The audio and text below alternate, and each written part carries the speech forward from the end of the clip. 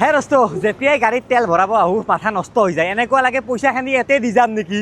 কি তেলৰ দাম বাঢ়ি আছে কিবা এটা বেলেগ অপশ্যন পোৱা হ'লে আৰু ইয়াতকৈ বেষ্ট অপশ্যন একো হ'ব নোৱাৰে দিছ ইজ অল নিউ ই ভিটাৰা এখন এনেকুৱা ইলেক্ট্ৰনিক গাড়ী যাক একবাৰ চাৰ্জ কৰিলে 543 কিলোমিটাৰলৈকে চলে আপুনি গাঁৱৰ বেয়া ৰাস্তাত চলাই ডেইলি অফিচ যা হওক লং উইকেণ্ড ট্ৰিপ হওক টেনশ্যনে নাই মানে আৰু জানেনে এই গাড়ীখন 1 কিলোমিটাৰ চলিবলৈ 1 টকাতকৈও কম খৰচ হয় মানে পেট্ৰল ডিজেলৰ হিচাপত যদি আমি চাওঁ বছৰত কিমান টকা আমাৰ ৰাহি হ'ব আৰু গাড়ীখনৰ যিটো লুক এক্সটেৰিয়ৰ কক ইণ্টেৰিয়ৰ কক কি প্ৰিমিয়াম বনাইছে ৰে এইফালে পেনাৰমিক মুনৰুফৰ পৰা এইফালে ডুৱেল স্ক্ৰীন কেবিনত বহা যিটো ফিল মানে ৱাও আৰু বেটাৰীত টেনশ্যন লৈছে নেকি 8 বছৰ ৱাৰেণ্টি পাব এইখন গাড়ীত আৰু লগতে 60% এছুড বাইবেক ভেলু পাব মানে অনাৰশ্বিপৰ কোনো টেনশ্যন নাই ফ্ৰীতে বনাই দিয়ে তো আপুনি যদি গাড়ী ল'ম বুলি ভাবি আছে মাৰুতি সুজুকি ই ভিটাৰা বাই নেক্সা এইখন চাব পাৰে কোনো টেনশ্যন নাই মই গোটেইখিনি ক'লোৱে তো কাষৰ ডিলাৰত গৈ এতিয়া খবৰ